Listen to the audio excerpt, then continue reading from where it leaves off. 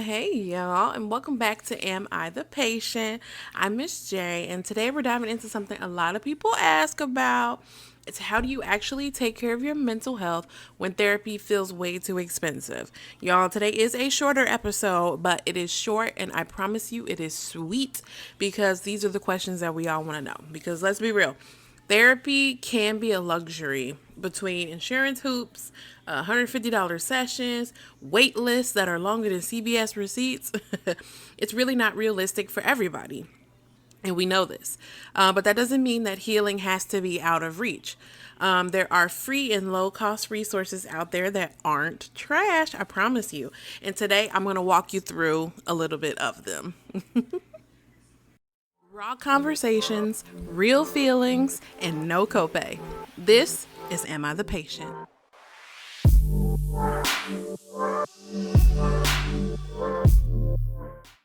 Okay, first off, let's acknowledge the obvious. Therapy is expensive. The system is broken, okay? Mental health is treated like a privilege when honestly it really should be a basic human right.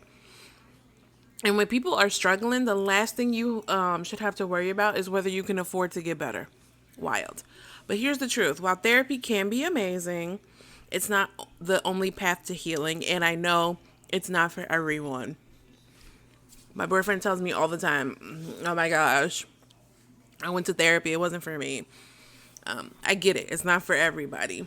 There are accessible tools that can support you, keep you grounded, and even jumpstart your growth while you're waiting for or working up to an official therapy session. I love it. Okay, so let's just get into the good stuff. So, I have some legit free or low cost ways to support your healing journey. So, the first one I want to talk about is peer support groups. So, think about free community groups like through NAMI, the National Alliance on Mental Illness, even online spaces like Reddit, Discord groups focus on mental health. I know I've talked about Facebook groups in the past. Of course, with this being online and it being, I guess, somewhat uncertain, you got to weed through some noise, but finding people who get it is priceless. You could connect with somebody you have never met or somebody that you might meet, and it might be a wonderful, wonderful resource. Not only could you reach out to peer support groups, there are crisis and warm lines. I love the term warm line. I don't know where it started, where it came from, but I didn't know anything about it until I got into this field. And when we think of like a hotline, we're like, oh my God, this is a hotline. We're in crisis. We need help. But there are some warm lines, and what a warm line is basically is not as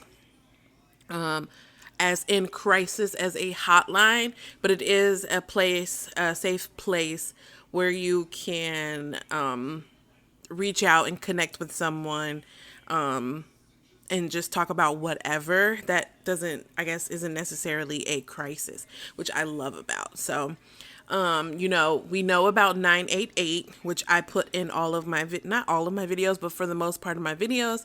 There's a disclaimer when you reach out via email.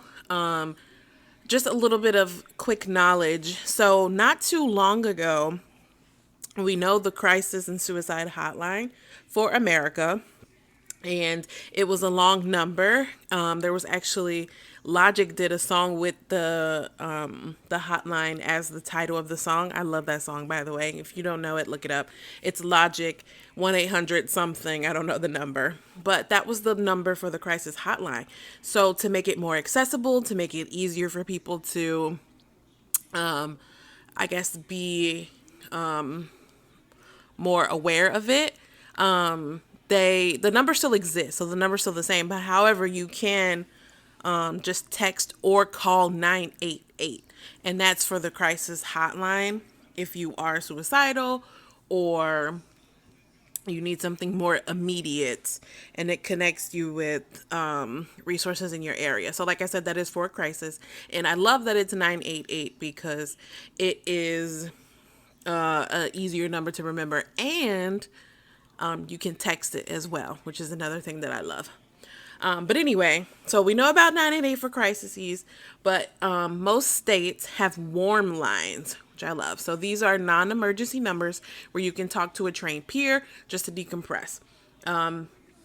That's free emotional labor you don't have to feel guilty about leaning on. So if you just need something to vent and you have nowhere else to go, please Google warm line in my area, warm line for Colorado, warm line for Texas, wherever you may be.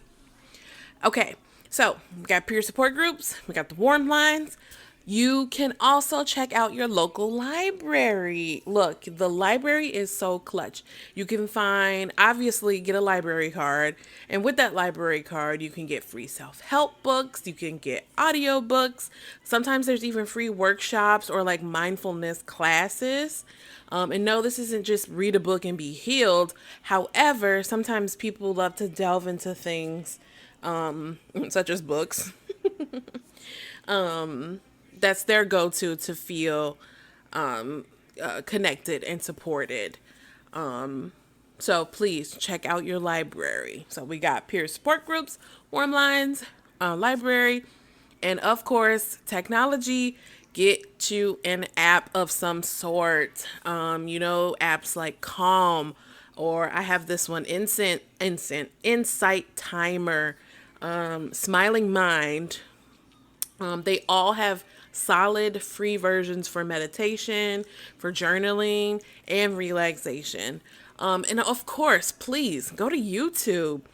YouTube has thousands of quality guided practices. Honestly, if I needed like mindfulness in a pinch when I'm in session, I literally just Google it. And I tell my client too, I'm very transparent. I'm just like, hey, I'm going to Google something. I'm going to see if I can find some mindfulness on grateful, or some gratefulness, mindfulness, or whatever. And I'll be like, hey, you want to do this? You want to try this?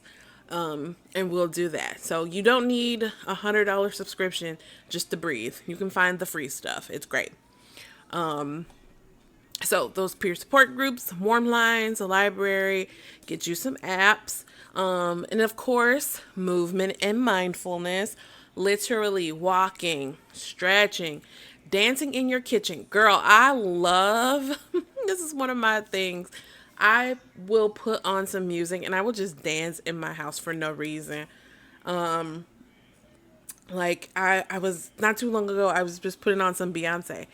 I was listening to specifically the what is it? The Renaissance album? I think it was Renaissance. Like I'm a Beyonce fan, but I'm not a Beyonce fan. So the one where she's on the horse, the one before Cowboy Carter, that one. I love Alien Superstar. So I was just like, I was cleaning, and then once I was done cleaning, I was like, "Ooh, I love this music." I'm just putting it on. So I put it on YouTube. I took off my headphones, put it on my TV, put it on YouTube, and I just started dancing. I probably looked a mess, but it was fun. I was dancing. Movement is literally medicine, and it's free. If you want structure, you could get free yoga. You can look up free exercise videos, and it's another way just to feel good and not hurt the pocketbook, for sure. On top of that, there's also community and faith spaces. So if this isn't for you, then it's not for you, but it is for you. There are churches, mosques, cultural center, or community hub, whatever you're into and whatever your religious background is or affiliation, however you get into it. Like these spaces often have free support groups, events, or people just willing to listen. Obviously, specifically, I'm speaking for, in my experience, being a Black American and growing up Christian and growing up more specifically Pentecostal. More times than not, the church is there to support you. So they can support you financially, they can support you spiritually, and they can support you in a myriad of other ways. But if that is your jam, that is your jam.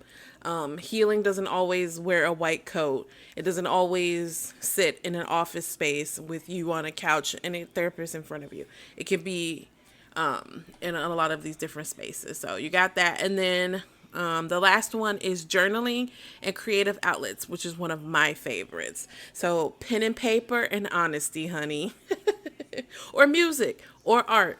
Literally just this past weekend, I was tired, so I didn't. And I need to hold myself to it. But I was like, I'm so bored. It was Saturday afternoon, and I'm like, I don't have anything to do. I'm so bored. So I was like, I want to paint. And paint, I did not, but I do want to paint just because this I keep going off on this tangent. But anyway, once I since I'm not no longer working in the therapy office, I still have all of my therapy stuff like at home with me. And one of the things I have at home now is my paints instead of them being at the office. So I literally, like, I could paint all day if I wanted to. So if that's your jam, like I said, that's your jam. So sometimes just getting what's inside out is the first free step to clarity, which is why people go to therapy, which is why people journal. It's so helpful to live outside of your head. Because if you stay on the inside, you might drive yourself mad, let me tell you. Okay, so let me just say, are these things a replacement for therapy? Say it with me. No, they're not. But here's another way to look at it. They're tools in your healing toolbox. They help you survive the waiting. They can help you manage the day to day, and they can give you small wins that build that momentum. And sometimes they're more than a placeholder. Like journaling can give you insights. Just moving around can just reset your nervous system, helps you be more grounded. Peer support can literally save your life.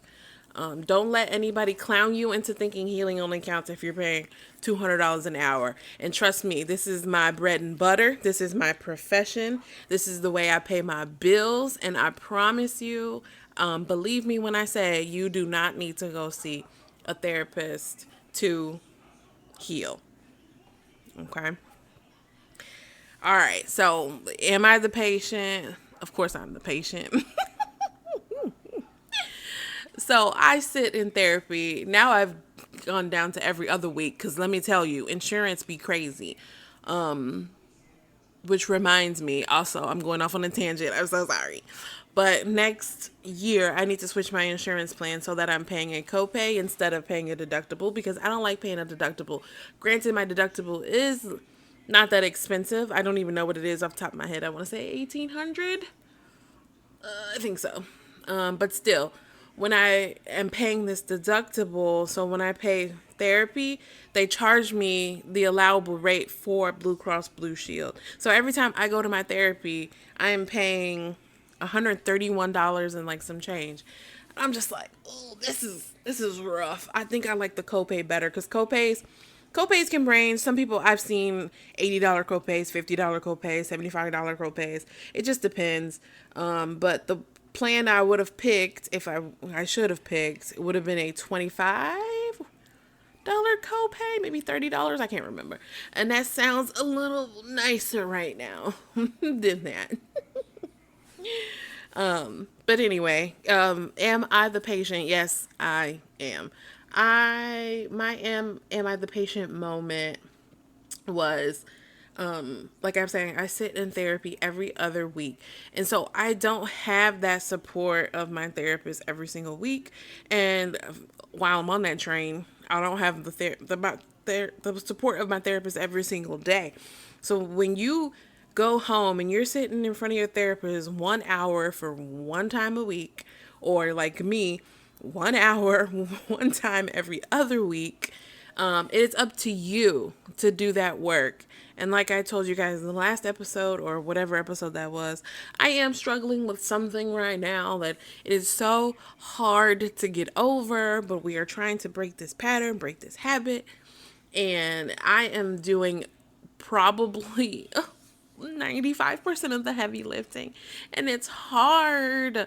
It's so hard. So one of the things that helps me is getting outside of my brain. So I'll ground myself. I like deep breathing. I have an Apple Watch that they have that built-in like breathe thing. I don't know exactly what it's called, but it's blue and it has like the circles. If you know what I'm talking about, you know what I'm talking about. I love using that, especially like at work, or just whenever I think about it. I don't journal as much. I used to really, really journal. I am a big talker out loud person. I talk to myself, which is, I guess it's great that I have this podcast, like nonstop. And I promise you, if you listened to what I sounded like when I talked to myself, I'm 100%, I don't like using this word, but I'm 100% somebody will call me crazy.